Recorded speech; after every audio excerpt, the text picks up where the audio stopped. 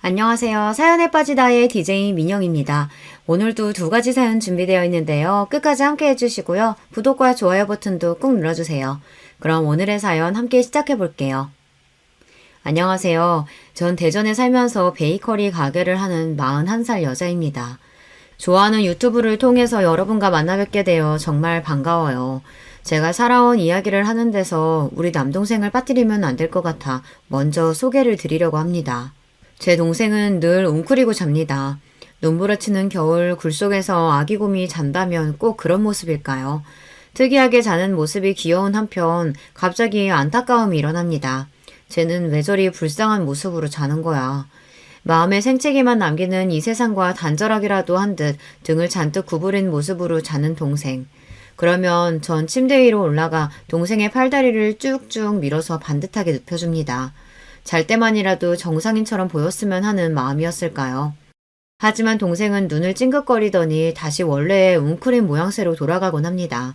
다람쥐 쳇바퀴처럼 나는 반듯하게 자세를 고쳐주고 동생은 다시 웅크리는 꼴을 본 아빠가 말했습니다. 그만 좀 해라. 그게 다 무슨 소용이냐? 그것도 다 제가 멀쩡한 놈이 아니라 그리 자는 거라니까. 그런 아빠의 말에 반발심이 들어서 저는 동생과 똑같은 모습으로 옆에 웅크리고 눕습니다. 저도 이렇게 웅크리고 자는 게 좋아요. 이게 얼마나 편한지 모르실걸요? 괜한 아집을 부리는 어린 딸의 마음을 아빠가 모를 리 없었겠죠. 흥 콧방귀를 뀌고 모르는 사람처럼 아빠는 지나가 버립니다. 그 뒤부터 저도 동생과 같이 곰처럼 웅크리고 자는 버릇이 생겼습니다. 자기야, 그렇게 자면 팔 안 베겨? 가끔 남편은 제 자는 모습이 불편해 보인다며 고치라고 하지만 전 그저 웃습니다. 아니, 얼마나 안락한지 몰라. 자기도 한번 해보면 계속 이렇게 잘걸? 제가 동생을 바라보는 복잡 단안한 마음을 여러분은 이해하시겠죠. 그 애가 가진 장애 때문에 내 가족이 아니려니 부정하고 외면도 해봤어요. 아무리 제가 그를 정상인처럼 행동하게끔 교정해봤지만 때때로 허사였습니다. 그래도 동생은 자기만의 느릿한 속도로 말하는 법을 익히고 세상을 이해해갔던 것 같아요. 끝내 자신이 잘하는 일을 찾았고 그 일이 힘들어도 멈추지 않았습니다. 그런 동생을 저는 누구보다 아끼고 사랑합니다. 제 동생 영민이는 저보다 7년 터울로 선천적으로 뇌병변 장애를 갖고 태어났어요. 아들을 낳으라는 친할머니의 구박에 엄마는 잦은 유산을 겪으면서 어렵게 동생을 낳았지만 멀쩡하지 못한 모습을 보고 친할머니와 아빠는 욕부터 해대셨대요. 병신, 손가락질하며 놀려대던 동네 애들이나 이웃 어른들의 멸시 어린 눈빛은 늘 우리를 따라다닙니다. 동생은 나름대로 발달하고 성장해서 이제 다 큰 성인이 되었지만 그 현실은 변치 않았어요. 그리고 제가 결혼하면서 맺은 새 가족, 그 가족 중에 누구보다 동생을 혐오하는 사람이 있었는데요. 바로 그건 시어머니였습니다. 아빠의 반대로 동생은 상견례 자리 등 가족들이 모이는 공식 석상에 단 한 번도 나오지 못했어요. 장애가 있는 남동생이 하나 있다는 이야기는 들으셨지만 결혼식 날이 돼서야 처음으로 시댁 가족들은 제 동생을 만나게 되었죠. 다리 근육의 강직으로 동생은 걸을 때 바깥날 발로 자꾸만 걷게 되고 이를 교정하는 깔창을 넣었지만 아무래도 걷는 모습이 정상인과 다르게 보였습니다.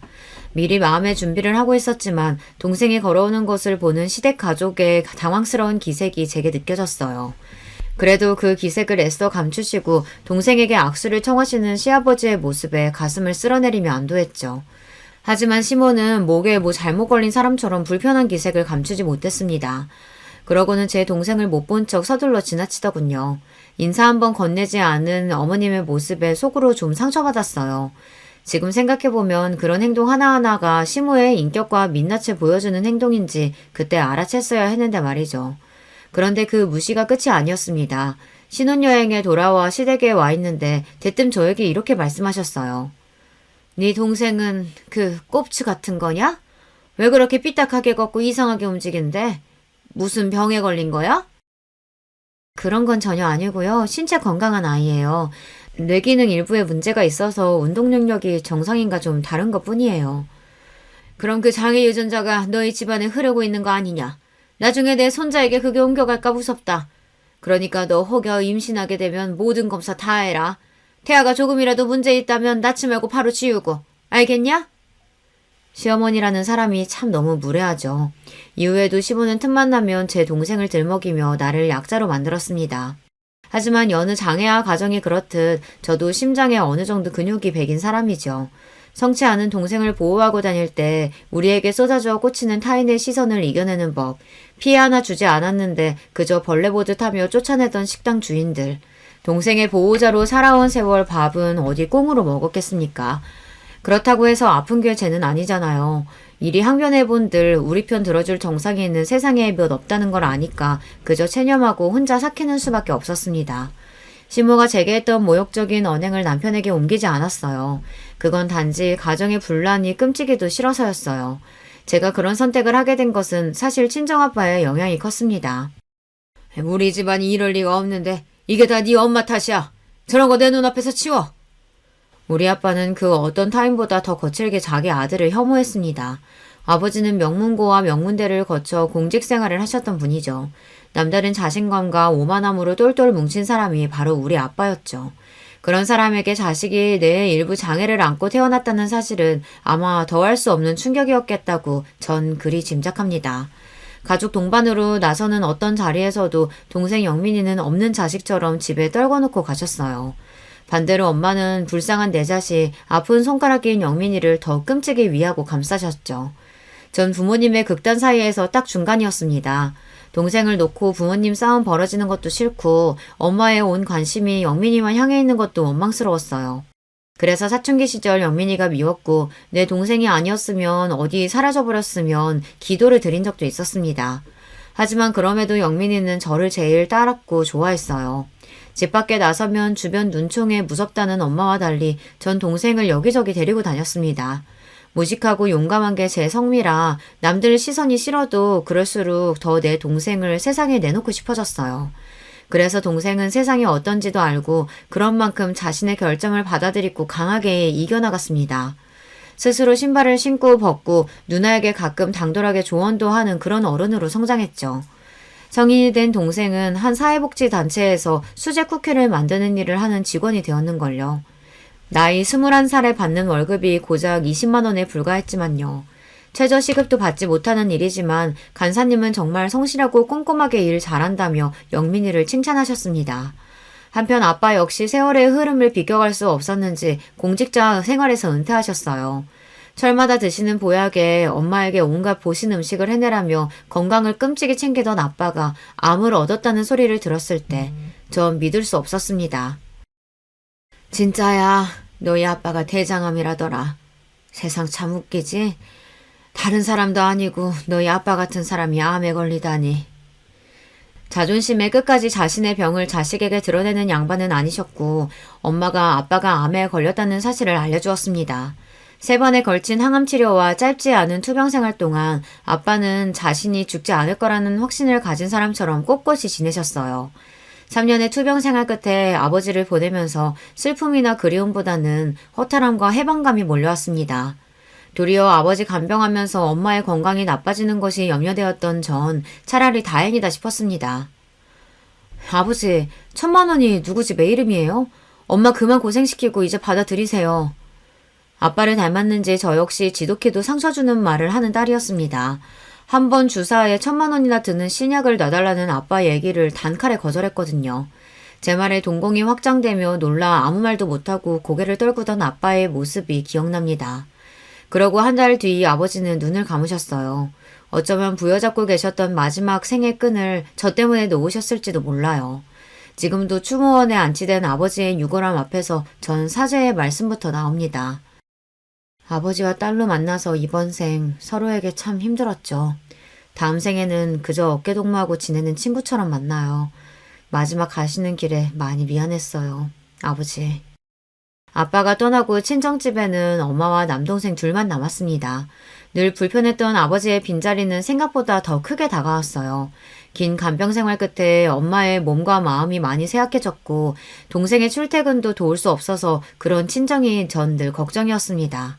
그러던 시기에 제 회사 생활도 순환의 연속이었습니다. 2년째 승진에 누락된 것도 모자라 제 위로 3살 어린 팀장이 부임했으니까요. 회사에서 이렇게 꼬인 직급은 결국 너 나가라는 말을 하고 싶은 것입니다. 어느 정도 예상하지 못했던 사태는 아니에요. 남자 동기들에게 수월한 승진도 여자인 저에게는 뚫어내야만 하는 유리천장이고 애 키우는 유부녀에게 직장은 결코 만만치 않은 냉혹한 곳이니까요. 스스로에게 또 함께 일하는 동료들에게도 저 인정받는 일꾼이었습니다. 회사에서 박 과장님한테 이럴 순 없어요. 지난해 신제품 개발도 과장님 공이 지대했다는 걸 회사에서 모르는 사람 있나요? 그런데도 매번 승진 누락이라니. 게다가 외부에서 영입했다는 그 팀장은 벌써 과장님 눌러 죽이기로 작정한 것 같던데요. 애딸린 아줌마는 이제 그만 집에서 쉬어도 되지 않나. 조롱에 가까운 말로 새 팀장은 저를 찍어 누르며 전 하루하루 버티는 마음으로 출퇴근을 하고 있었습니다. 엄마, 나 공부랑 안 맞는 거 아시잖아요. 그런데 왜 꼭 공부를 해야 돼요? 그래야 좋은 대학도 가고 좋은 직장에 들어가지. 좋은 직장에 가면? 아니, 어떤 직장이 좋은 데인데? 엄마처럼 대기업만 좋은 직장인 거야? 딸의 질문에 저는 벙어리가 되고 말았습니다. 칭찬에 인색한 친정아빠도 대기업에 입사할 때 처음 저에게 악수를 청하셨습니다. 대기업에 들어갈 정도는 되니 이제 인간적으로 대우해준다는 듯이 말이죠. 취업 소식에 연봉은 1억이나 되냐며 묻던 친구들과 친척들의 부러움과 질시 어린 눈빛을 기억합니다. 하지만 지금 제 신세는 어떤가요? 인간적 멸시, 내 성취에 대한 철저한 무시가 회사의 답이었어요. 대기업에서도 집안 좋은 자제는 더 치고 나가는 법이고요. 여자면 더 불리하고요. 거기에 결혼까지 해서 애까지 딸려있다. 그럼 더러운 꼴 보기 전에 제 발로 알아서 나가라는 무언의 압박이 가득한 곳입니다. 내 평생을 바쳐 겨우 얻은 대기업 박과장이라는 명함을 버리기로 결심했습니다. 그렇지만 차마 남편에게 말이 떨어지지가 않아서 제 뜻대로 사표를 쓰고 나와 출근하는 척 며칠을 나왔어요. 그러기를 2주 정도 흘렀을까요? 여보, 나 출근할게. 오늘은 가지 말고 나랑 매운탕이나 먹고 오자. 응? 갑자기? 왜? 갑자기 먹고 싶은 거 먹으러 가면 안 돼? 회사에 아프다고 뻥치고 나랑 양평 가자. 뭐 만난 거 먹으러 가자는 말을 해본 적 없는 남편이 무척 의아했습니다. 그가 이끄는 흰 간판에 붉은 글씨로 적힌 땡땡 매우탕 식당에 들어가서 자리에 앉아 아주머니가 내어주신 반찬을 하나하나 먹어보고 있었죠. 그동안 자기 회사 다닌다고 고생한 거 나도 알아. 회사에서는 집에서 살림이나 하라면 얼마나 구박했겠어. 할 만큼 했으니 이제 그만두고 집에서 은지 뒷바라지만 해라. 그게 무슨 말이야, 여보? 내가 네 몫까지 더 벌면 될 거 아니야. 너 오지 말라는 회사 뻥 걷어차놓고서 왜 떳떳이 남편한테 말을 못하냐? 이 남편이 너한테 그 정도 믿음밖에 못 준 거야? 남편 말에 서러움을 끄끄 참으며 눈물인지 콩나물인지 모를 것을 씹어대고 있었습니다. 그간의 서러움과 고생을 남편이 알아준다는 것 자체가 고마워서 고개만 끄덕였어요.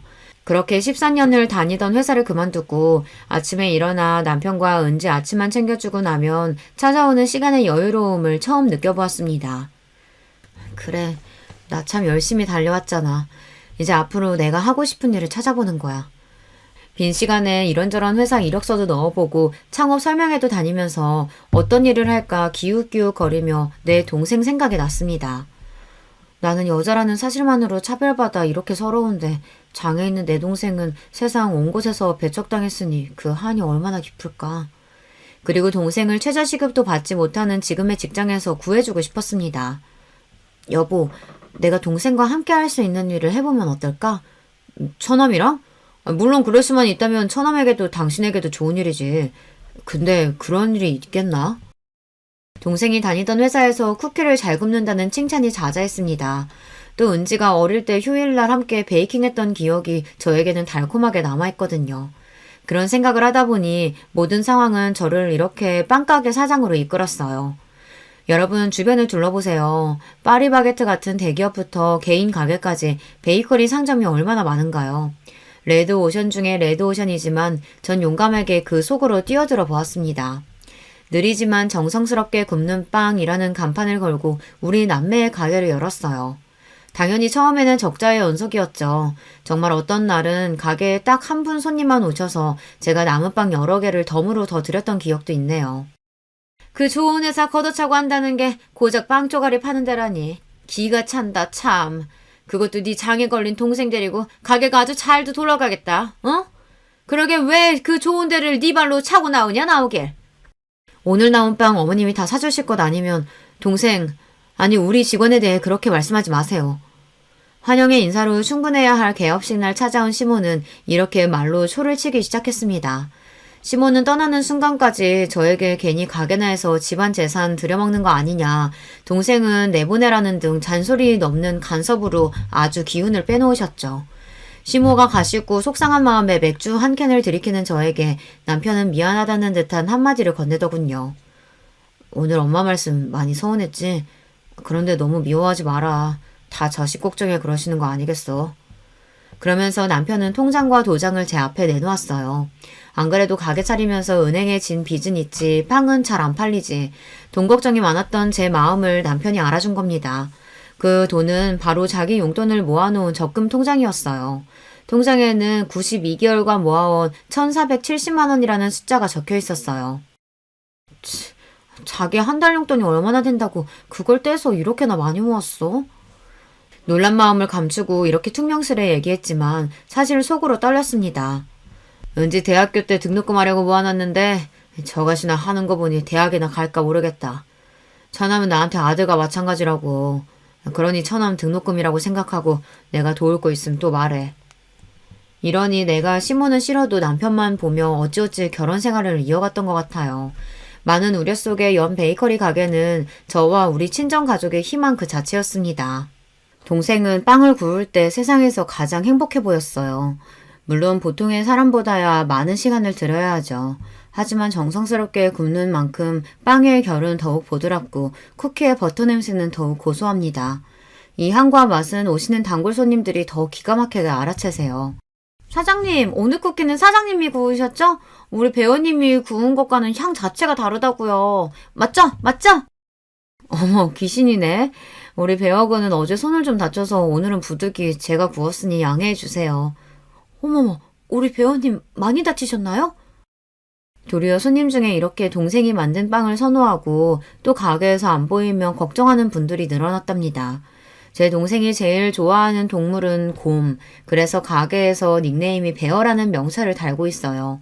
가게에 오시는 손님들은 동생을 베어님이라고 부르죠. 부분들에게 베어는 더 이상 내병변 장애인이 아니라 맛있는 베이커리를 굽는 파티셰입니다. 내 동생은 지금 최고로 행복하다면서 자기 일에 자부심을 갖고 누구보다 성실하게 일하고 있어요. 사람의 애정과 노력은 배신하지 않는 법이죠. 우리 베이커리를 찾아주는 손님들은 갈수록 늘어났답니다. 어떤 날은 가게 문을 닫는 9시가 되기 한참 전에 모든 빵이 다 팔리기도 해요. 어머, 퇴근하고 바로 뛰어오는데 벌써 솔드아웃이에요? 참, 오늘 하루가 고돼서 여기 빵 너무 먹고 싶었는데. 이렇게 아쉬움으로 발걸음을 돌리는 손님들이 생길 지경이었어요. 저와 동생은 욕심부리지 않고 하루 생산할 수 있는 만큼의 베이커리를 생산하느라 손님들의 기대에 못 미치는 양일 수 있어요. 그래도 우리 집 생활비에 동생 월급 그리고 가게 빚 이자를 내기에는 충분할 만큼 수익을 내게 되었죠. 저희 가게를 사랑해주시는 많은 분들께 이 자리를 빌려 정말 감사드려요. 한편 남편에게는 7살 어린 여동생이 있었는데요. 이 친구가 또 골칫거립니다. 우리 막둥이 봐라. 저렇게나 예쁘고 곰살 맞으니 어느 놈이 데려갈까 아깝기도 하네. 네 주변에 누구 좋은 사위감 없냐? 사자 직업 아니면 남자 집안에 건물 한 채 정도 있는 남자라야 신우에게 대볼 수 있다는 시모의 말에 실서가 나왔습니다. 고슴도치 눈에는 자식의 가시도 장미 이파리처럼 보이는 격이죠. 언니, 나 친구랑 여행 왔다가 수중에 돈 한 푼 안 남아버렸어요. 그러니까 언니가 나 좀 데리러 와줘요. 거기가 어딘데요? 운전면허도 없는 대학생이 강원도 양양까지 갔다니. 거기에다가 교통비도 없어서 못 오고 있다는 말을 부끄럽지도 않은지 서슴지 않고 합니다. 신우이는 그런 여자예요. 약삭 바르고 눈치가 구다닌 여우라 그런 막내딸이 이쁘다며 시모는 물고 빨고 어린애 대하듯 오냐오냐 키우셨어요. 덕분에 시댁에서 온갖 좋은 것은 장남인 남편을 제치고 모두 신우이의 몫이었다네요. 전 퇴근하자마자 운전대를 잡고 양양으로 향했죠. 언니, 지금 이렇게 늦게 오면 어떡해요. 배고파 뒤지는 줄 알았네. 차에 뭐 먹을 거 있어요? 반갑고 고맙다는 인사는 뒷전이고 만나자마자 짜증을 내는 신우이의 옆에는 머쓱하게 서 있는 한 남자애가 보였습니다. 이 남자가 아가씨랑 같이 온 사람이에요? 아가씨 친구랑 여행 왔다면서요. 남자친구랑 외박까지 한 거 어머님이랑 오빠가 알면 경을 칠 텐데. 그러니까 내가 언니한테만 연락을 했죠. 이 일은 무덤까지 갖고 갈 비밀이에요. 아셨죠? 자기야, 어서 차 타고 가자. 추워. 이렇게 신우이와 남자친구를 태우고 다시 3시간 반이 걸려 서울에 도착한 경험이 있습니다. 이번 일을 보시면 알 수 있듯이 신우이는 제멋대로의 성격에 남자도 수없이 갈아치웠어요.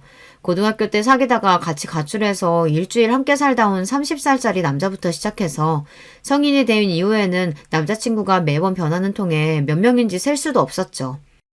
촌스럽게. 걘 그냥 잠깐 만나는 애일 뿐이고 무슨 남자친구라고 잔소리해요. 아가씨는 그냥 만나는 남자랑 손도 잡고 외박도 하나 봐요. 내가 인기가 좋아서 오는 남자 뭐 어떻게 막으라고. 그리고 난 결혼 생각 없으니까 애인이나 많이 만들어두는 거죠. 나도 생각이라는 게 있는 년인데 언니처럼 구질구질하게 사는 거 보고 내가 결혼하고 싶겠어요? 어찌 보면 똑똑하고 아주 계산적인 친구죠. 시댁에서 얼마나 대접 못 받고 사는 며느리인지 제가 신우이 눈에는 그리 보였나 봅니다. 그렇게 남자들과 동거도 서슴지 않던 신우이는 자기 아버지와 오빠에게는 철저히 비밀에 붙여달라며 끝까지 저를 자기 편으로 두었죠. 저도 이유를 잘 모르겠어요. 얄밉지만 신우이의 자유로운 청춘을 지켜주고 싶은 마음이었던 건지 시아버지에게는 물론 남편에게까지 신우이의 잘못을 감춰주었으니까요. 철없고 이기적이긴 해도 그 나이 때에 못 모를 땐 그럴 수 있지. 신우이는 적어도 시모처럼 동생을 들먹이며 제 가슴 후벼 파는 말을 하지는 않았으니까요. 그런데 싱글을 자유롭게 즐기겠다던 신우는 갑자기 결혼 발표를 했습니다. 그 이후 전 시모와 신우이의 추악한 민낯을 대면하고 말았고요. 결혼하겠다며 신우가 데려온 남자는 유명한 식품기업에 다니고 있는 회사원이었어요. 외모는 평범했지만 성실하고 책임감 있는 남자로 보여 시집 보내기에 안심이었습니다. 그런데 천방지축이던 신우이는 그 남자 옆에서는 세상 제일 조신하고 참한 여자처럼 연기하더군요. 입을 가리고 조그맣게 호호 웃고 술 한잔 같이 하자는 남자의 제안에 얼굴을 붉히면서 말이에요. 자기도 참, 저 술 한 방울 못하는 거 알면서. 정말 여배우 저리 가라 할 대단한 연기였습니다. 고주망태인 꼴로 친구 등에 업혀오는 일이 부지기수였던 신우이는 모르는 사람이 보면 정말 깜빡 속아 넘어갈 만큼 능숙한 연기를 뿜어냈죠. 그녀가 사귀었던 남자들이 주마등처럼 떠오르며 속으로 다짐했습니다. 저렇게 내숭 떠는 신우이가 숱한 남자들과 사귀었다는 걸, 동거까지 했다는 걸 알면 이 결혼 파토난다. 입 조심해야지. 예비 시 매부에게는 미안했지만 저도 다른 시댁 식구들과 한통속으로 신우이의 비밀을 덮는 일에 동조했습니다. 그러던 어느 날 저녁 식사를 하고 있는데 남편의 표정이 별로 좋지 않았어요. 무슨 일 있어요? 아무래도 일 구하는 일이 많이 힘들죠. 바로 답을 하지 못하고 밥만 먹던 남편이 숟가락을 내려놓고 난처한 이야기를 꺼냈습니다. 오늘 영순이가 전화해서 혼수 중에 하나를 해놓으라고 하대. 오라비가 돼서 하나뿐인 동생 시집갈 집에 혼수 번듯하게 내놓으면 좋겠다는데 내가 할 말이 없더라. 사업 망한 걸 집에 말 안 해서 아마 걔는 내 사정 모를 테니까. 웬만한 일은 다 괜찮다며 대범한 남편이 땅이 꺼져라 한숨 쉬는 모습이 안타까웠습니다. 사실 그때 남편이 잘 해오던 사업이 망해서 집에서 쉬고 있는 상황이었거든요. 사업 장려하면서 많은 빚도 껴안은 상태라 그 이자 생각만 하면 우리 부부는 밤에 잠도 못 잘 지경이었어요. 그나마 동생과 차린 베이커리가 잘 돼서 망정이지 아니었으면 우리 은지와 길거리에 나앉을 만큼 심각한 경제 상황이었어요. 이 남자가 완어울리게 웬 한숨이야. 동생이 일상에 한 번뿐인 결혼을 하는데 오빠로서 가만히 있으면 쓰나. 여기 카드 줄 테니까 이걸로 내일 아가씨 데리고 가서 아주 눈에 확 띄게 좋은 놈으로 사줘요. 당장 은지가 사고 싶다는 30만 원짜리 과일 전집도 고민하는 형편이었지만 남편 앞에서 통 큰 부인답게 내 카드를 내밀었습니다. 여러분, 남자의 눈물을 보신 적이 있나요? 우리 남편이 곰처럼 우직하고 무뚝뚝하지만요. 또 은근히 눈물이 많답니다. 미안하고 고맙다, 여보.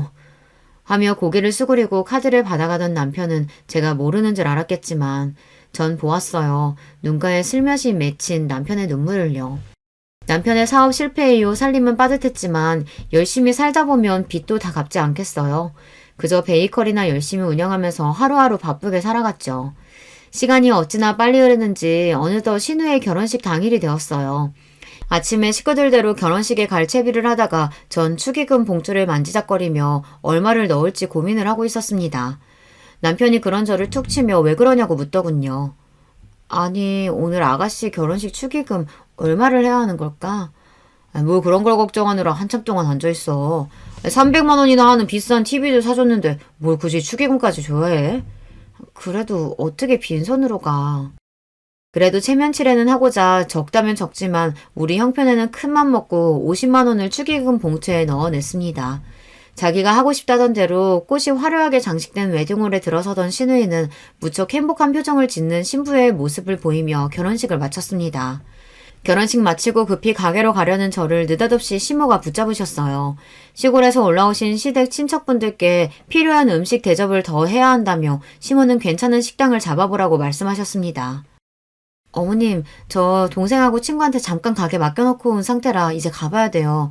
괜찮으시면 어머님 댁에서 하시고 필요한 음식 있으시면 배달 보내드릴게요. 얘가 지금 무슨 가게를 간다는 거야? 그 꼽추 같은 애가 어떻게 가게를 본다고? 걔한테 맡기고 왔다는 구라치면 내가 믿을 줄 아니? 그깟 몇 푼 벌자고 시댁 어르신들 대접을 맏며느리가 되어가지고 못하겠다. 꼽추라니 지금 제 동생을 그렇게 말씀하신 거예요? 사지 멀쩡하고요. 뇌에 조금 장애가 있는 것뿐이지 멀쩡히 제 할 일 잘하는 애라고 몇 번이나 말씀드립니까? 처음으로 저는 시어머니에게 정색하며 언성을 높였습니다. 그러자 결혼식장에 계신 몇몇 분의 눈길이 우리에게 향했고 제가 뭐라고 더 시모에게 이야기하려는 순간 남편이 가로막았습니다. 어머니, 좋은 날 왜 그러세요? 이 사람 말 틀린 거 없습니다. 처남이랑 친구에게 가게 맡겨놔서 이 사람 지금 많이 걱정될 거예요. 그냥 보내주시고 저랑 같이 얘기하세요. 네? 자기야, 이제 얼른 가게 가봐. 남편은 저에게 눈을 찡긋하고 시모를 말렸어요.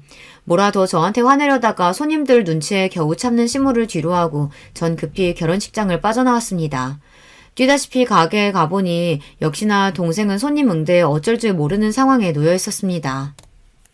바로 내 앞에서 무화과스콘 딱 떨어졌다고 하시면 어떡해요. 그럼 아까부터 그렇다고 얘기해야지. 그랬으면 바쁜 내가 지금까지 안 기다렸지. 많이 늘었다지만 아직 동생에게 이런 손님들, 특히 가게에 와서 과한 서비스를 요구하는 진상 손님을 매끄럽게 대하는 일은 무척 어려웠을 거예요. 손님, 저희 간판 보셨나요? 내가 그런 것까지 봐야 돼요? 친구가 맛있다고 알려줘서 그냥 와봤는데 직원은 말도 제대로 못하고 가게 인테리어나 서비스나 뭐 이렇게 구질구질해. 지금 말하는 당신이 사장인가 보죠? 네, 제가 사장입니다. 제 가게니까 제 마음대로 손님 가려받을 수 있죠. 이 친구는 어릴 적 뇌병변으로 의사소통이 다소 서툽니다. 그래도 베이킹 솜씨는 기가 막혀서 이렇게 오후 4시가 되기도 전에 인기 제품은 동이 나곤 하죠. 맛도 잘 알고 인격도 갖춘 손님이 저희 가게 와주셨으면 좋겠으니 손님은 더 화려하고 좋은 다른 가게 가시는 게 어울리겠네요. 내 동생에게 삿대질을 하려던 그 진산 손님, 멱살이라도 잡아채서 내보내고 싶었지만 화를 꾹꾹 누르고 최대한 정중하게 손님에게 가시라고 했습니다. 있는 대로 콧방귀를 끼워가며 기분 나쁜 티 팍팍 내고서 그 진상은 나가버렸고요. 영민아, 저 손님이 너한테 화내고 따져서 많이 두려웠었지? 그 손님은 다시 오지 않아. 이제 다 괜찮아. 불안한 마음이 되자 영민이가 예전에 가지고 있던 틱 현상이 다시 도졌어요. 손가락을 잔뜩 구부리고 고개를 까딱거리던 동생은 우는 얼굴이 되어 제 품에 안겼습니다. 저는 그런 동생을 토닥이며 괜찮다 달래주었죠. 친구가 화장실에 간다며 자리를 비운 10분 사이에 이런 일을 당했다는데 그보다는 제가 더 일찍 와서 옆에 있어야 했다는 죄책감으로 미안한 마음뿐이었어요. 이렇게 신우이의 결혼식 날은 저에게 여러모로 힘들었던 날로 기억됩니다. 그런데요, 이 일들은 곧 닥쳐올 시련의 예고편에 불과했습니다. 이튿날 시모가 우리 가게에 찾아와서는 한바탕 뒤집어 놓고 갔거든요. 내가 말하고 있는데도 무시하면서 시어른들 나 몰라라 하고선 너 그날 잘도 도망치더라? 그래서 그 대단한 신가게가 얼마나 잘 됐는지 내 눈으로 구경을 왔다. 뭐 손님이 그리 많지도 않구만. 가게 안에는 손님이 몇 분 계셨는데도 아랑곳하지 않고 시어머니는 이렇게 대놓고 역정부터 내셨습니다. 어머님, 손님도 계신데 언성을 좀. 영민아, 여기 이 손님 갖고 오신 빵 계산해 드릴 수 있지? 네, 사장님. 씩씩하게 대답하던 동생은 천천히 그렇지만 온 신경을 집중해서 손님 빵을 하나하나 계산해드리고 있었습니다. 그 모습을 물끄러미 바라보시던 시모는 저에게 그러셨어요. 가만 보면 너도 어디 하나가 모자란 것도 같다.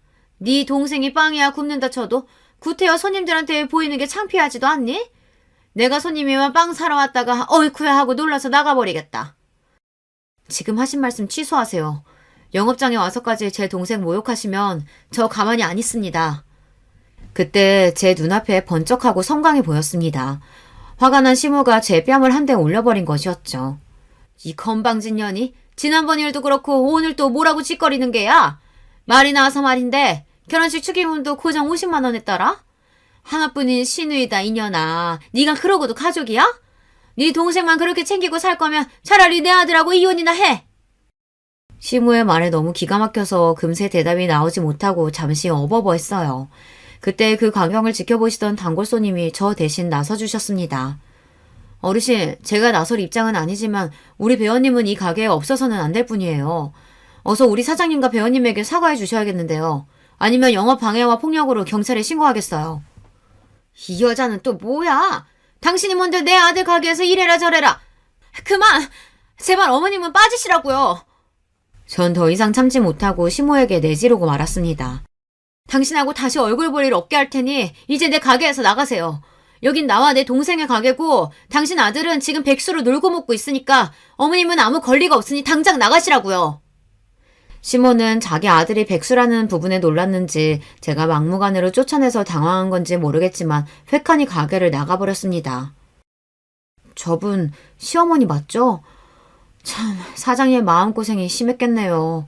시모가 절 때리고 서로 싸우는 광경을 본 데다 제가 서럽게 우니까 동상은 불안해하며 펄짝펄짝 제자리에서 뛰어댔습니다. 그 손님은 동생의 손을 잡아주면서 달래주는 한편 제 편에 서서 이야기를 들어주었고요. 그러네요. 손님이 현명하네요. 나도 이제 저런 시어머니 뻥 차버리려고요. 멀쩡히 서 있을 기력도 없던 저는 남은 빵을 손님에게 다 드리고 일찍 가게 문을 닫았습니다. 동생을 집에 데려다주고 나서 남편에게 곧바로 전화했어요. 그리고 마음속에서 몇 번이나 다짐했던 말을 내뱉었습니다. 나 당신이랑 못 살 것 같아. 나에게는 더없이 좋은 남편이었지만 우리 은지에게서 아빠를 빼앗고 싶지 않았지만 어머님 때문에 결국 난 당신을 떠날 거야. 지금 그분과 같은 하늘 아래 숨쉬고 있다는 것만으로도 미칠 지경이니까 날 놔줘요. 아마 남편은 마른 하늘에 날벼락 맞은 심경이었겠죠. 하지만 그간 시모가 저지른 추악한 일들, 오늘 일까지 남편에게 모두 쏟아내었습니다. 남편은 갑작스러운 이혼 통보를 믿기 힘들어했지만 전 생각할 여유도 주지 않고 바로 짐을 싸서 가출해버렸어요. 여러 번 울려대는 남편의 전화를 차단하고 가게로 찾아오는 남편을 외면하며 전 홀로 설 준비를 하고 있었습니다. 그렇게 매일 울며 지내던 어느 날 가게로 시누이가 찾아왔어요. 내가 그리 친동생처럼 살뜰히 챙겨주었지만 정작 그 애는 내 동생 보기가 껄끄럽다며 우리 가게를 방문한 것은 이번이 처음이었죠. 뭐 인스타에서 입소문 좀 탄 것 같던데 직접 보니 썩 대단하진 않네요. 언니도 참 한심해요. 지금 한가하게 빵이나 팔 때예요. 한가한 건 아가씨죠. 난 이 가게 열심히 해서 돈 벌어 은지 키우고 빚도 갚아야 하니까 여기가 전부인데 지금은 바쁘니까 서로는 됐고 간단히 용건만 해줄래요 아가씨? 무슨 일로 여기까지 온 건가요? 언니 한 사람 때문에 우리 집안이 풍비박산 났다고. 내가 알던 우리 오빠는요. 부모님 말씀은커녕 내 말도 거절하는 법이 없이 고분고분 따랐던 착한 사람이었어요. 그런데 언니가 중간에 뭐라고 분탕질을 쳤길래 엄마랑 맨날 전화로 다투더니 이젠 급기야 집에서 한바탕 소란을 피웠지 뭐예요? 내가 왜 이혼하기로 했는지 오빠한테 들어서 알 텐데요. 아가씨 혼수로 비싼 선물까지 사줘놓고 축의금 50만 원 냈다고 당신 엄마한테 뺨 맞고 그 소모를 당한 내 앞에서 자기 엄마 편들 일인가요? 그리고 아가씨는 왜 우리가 혼수해준 얘기는 어머니께 입국 담으셨어요? 그건 엄마한테 혼수비 받아서 그걸로 갖고 있던 카드비 갚느라 그래요. 아, 뭐 다 갚은 것도 아니에요. 300만 원 가지고 고작. 고작? 우리 은지 학원비 내는 것도 빠듯한 형편이에요, 지금.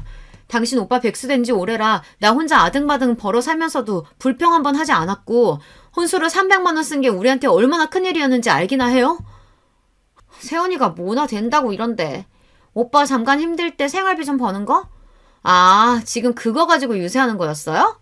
저런 삐리삐리한 동생 데리고 하는 이딴 가게 하나 갖고 거만 떠는지 몰라도 당장 이혼 취소하고 우리 엄마한테 사과부터 드리세요. 지난 일에 자기 탓이 있다는 걸 알면서도 신우는 나한테 미안한 마음 요만큼도 표현하질 않았습니다. 오히려 밉살맞게 끼어들어 조언이랍시고 짓거리고 가는 신우이의 뒷모습에 전 오기마저 들었습니다. 이게 아주 제대로 까부네. 오냐, 어디 넌 결혼생활 끝까지 잘할 수 있나 보자. 예전에 받은 신우이의 전자청첩장에 시 매부의 이메일 주소가 담겨있던 것이 기억났어요. 신우이의 정체를 낱낱이 밝히는 장문의 글을 써서 신우 남편에게 메일로 쏴버렸습니다. 그 이메일에는 신우가 미혼 시절 얼마나 남자관계가 더러웠는지, 게다가 임신해서 낙태수술을 받기 위해 나와 같이 산부인과에 갔던 일까지 모조리 담아서요. 이 일로 앞으로 시댁에 어떤 일이 닥칠지, 남편은 중간에 얼마나 괴로울지 고민도 없이 그저 마음 가는 대로 저질러버렸습니다. 이렇게 무시무시한 복수를 제가 하게 될 줄은 저 참 독하고 사악한 사람이었나 봅니다. 제가 보낸 글 한 편의 파급력이 얼마나 컸는지 얼마 뒤 절 찾아온 남편의 말을 듣고 직감할 수 있었어요. 내가 자꾸 찾아오는 거 싫어하는 거 알지만 그저 당신 잘 지내나 궁금해서 왔어. 나는 잘 못 지낸다. 제가 폭로한 신우의 과거에도 놀라운 사실 하나를 더 시매부가 알아냈다고 합니다. 글쎄 신우이가 자기 남편의 친구와도 짐승 같은 짓을 벌였던 사실이 발각당했다고요. 돌이킬 수 없는 많은 죄를 저지른 신우이는 자기 남편에게 쫓겨나서 이제 시댁에 들어와 살고 있습니다. 그런데 그녀는 아직까지 정신을 차리지 못했어요. 때마침 걸려온 신우 전화에 한참 동안 실랑이 하던 남편은 전화를 끊고 어이없어 했습니다. 이가 신하가 아직도 정신을 못 차렸나. 지가 무슨 낯짝으로 매제를 고소해. 진짜 싫다 싫어. 내 가족이라지만 진짜 정 떨어진다. 영순이가 매제랑 싸우다가 뺨을 2대 맞았는데 그거 가지고 고소하겠대. 어차피 이혼할 건데 위자료나 뜯어낼 거라고.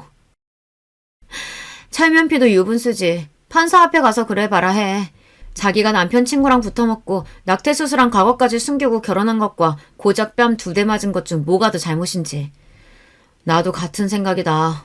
그런데 낯살이나 먹은 우리 엄마도 그런 가시나 말리긴커녕 둘이 같이 궁리하고 있다네. 오라비가 돼가지고 동생이 이렇게 어려운데도 안 도와준다며 애기처럼 떼만 쓰더니. 빌어먹을 집안. 얼마나 울분이 터지는지 입에 달지도 않던 욕지기를 애써 참는 남편 모습을 찬찬히 보니 그는 참 많이 마르고 힘들어 보였습니다. 아무리 마음 불편해도 밥은 잘 챙겨 먹고 다녀야지. 나랑 떨어진 지 며칠이나 됐다고 그새 그렇게 말랐어. 남편은 제 앞으로 조용히 다가와 제 손을 꼭 잡고 허리를 굽혀 흐느끼듯 말했습니다. 야, 나 너 없이는 못 산다. 차라리 우리 집하고 연 끊을게. 엄마랑 동생한테 너 그런 일 다시는 안 당하게 할 테니까 도로 다 받아주면 안 되겠어? 진심 어린 남편의 말에 저도 울컥해서 눈물 한 줄기가 뺨을 스치고 지나갔습니다. 그때 웅크리고 빵 제조실에 있던 동생이 뛰쳐나와 내 손을 남편 손에 억지로 얹혀주며 말했습니다. 나는 우리 형 좋아. 누나야, 은지 조카도 엄마 아빠 헤어지는 거 싫다고 나한테 울더라. 형 용서해줘. 우리 누나는 천사잖아. 내 동생까지 이렇게 거들고 나서자 그만 전 눈물을 왈칵 쏟아내고 말았습니다. 사실은 저도 남편을 사랑하는 마음이 변치 않았기에 이별이 힘들었거든요. 결국 전 남편에게 돌아가기로 했습니다. 다만 남편의 말대로 시댁과 인연을 끊겠다는 조건을 달고서 말이죠. 제 믿음대로 그는 자기의 핏줄과 남남처럼 지내고 살았습니다. 그러니 결국 시모는 어쩔 수 없다는 듯 저를 찾아와 빌게 되었죠. 가게에 들어선 시모를 보자마자 가게 일을 돕고 있던 남편은 자기 어머니를 바로 내보내려고 했어요. 내가 이미 말했잖아요. 이제 엄마도 동생도 모르는 고아처럼 살 테니 자꾸 여기 찾아오지 마세요.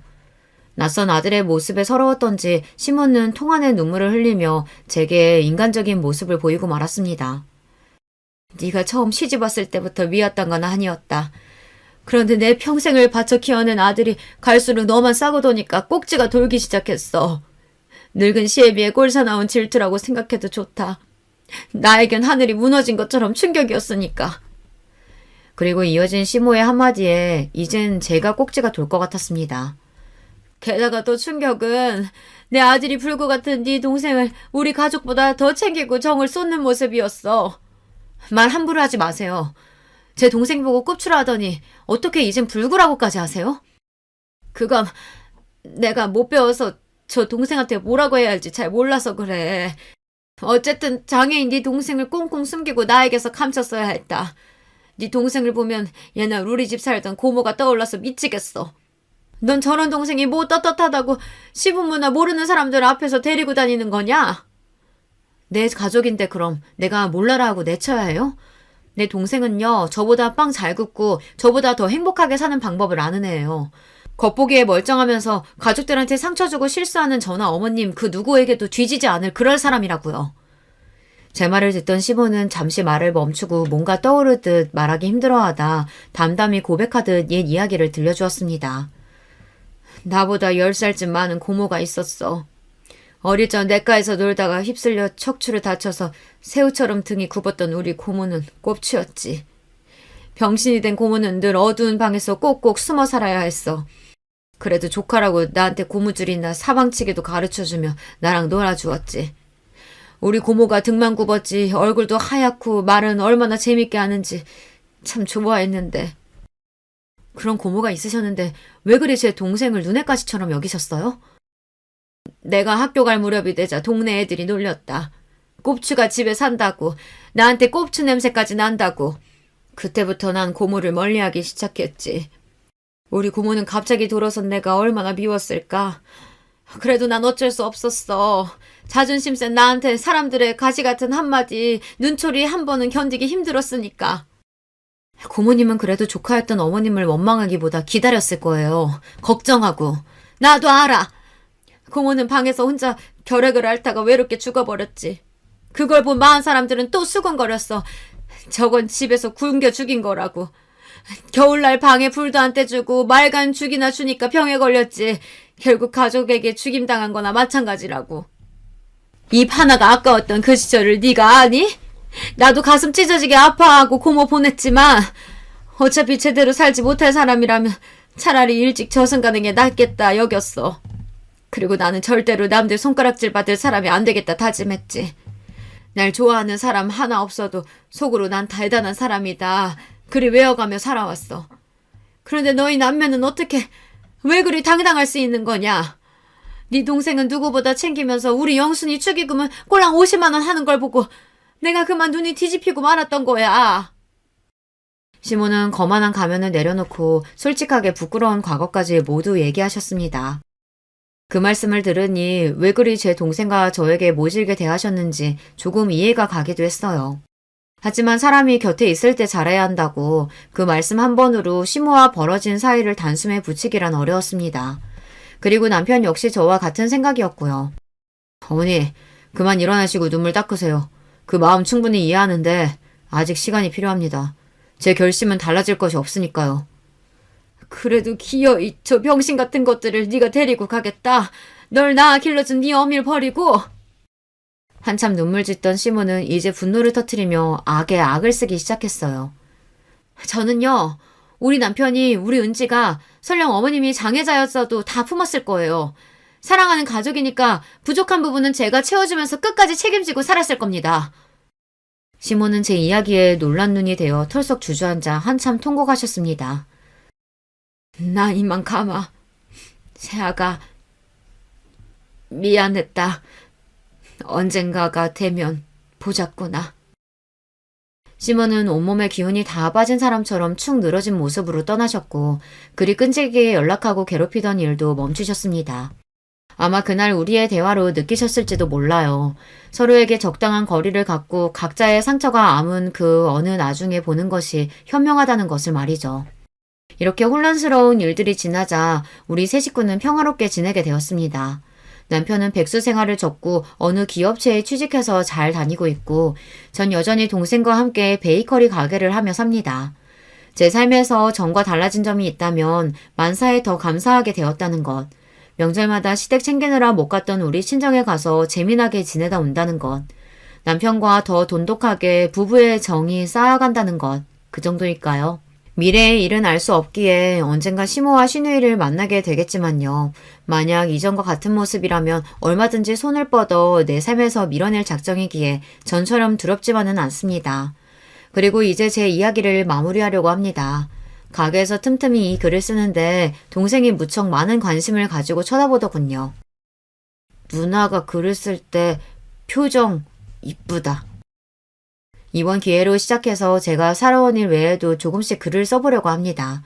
처녀작이라 부족함이 많았는데 불구하고 끝까지 들어주신 구독자 여러분께 깊은 감사드립니다. 마지막으로 이 말씀 드리고 싶어요. 어떤 사람이 말하더군요. 어린이는 내가 살아온 길을 보여주고 노인은 내가 살아갈 길을 보여주고 장애인은 내가 갈 수도 있는 길이라고요. 나와 내 가족이 갈 수도 있는 길을 현재 걷고 있는 장애인들에게 따스한 시선 보내주시면 참 좋겠습니다. 이만 여러분 모두에게 빵냄새처럼 향긋한 일생을 바람하지 않으며 안녕히 계세요. 안녕하세요. 저는 IT 업계 회사에서 오래 근무해온 50대 중반의 남자입니다. 저 역시 그렇게 살던 때가 있었지만 아무튼 남들 보기에 평탄해 보이는 집안이나 그렇지 않은 집안이나 뚜껑 열어보면 제각각의 사연들이 있는 것 같아요. 제 얘기는 좀 더 복잡하고 꺼내기 무척 거북스러운 이야기이기도 합니다만 같이 들어주신다면 감사하겠습니다. 저와 아내는 회사에서 만났고 아내는 결혼하는 즉시 회사 일을 그만둔 케이스예요.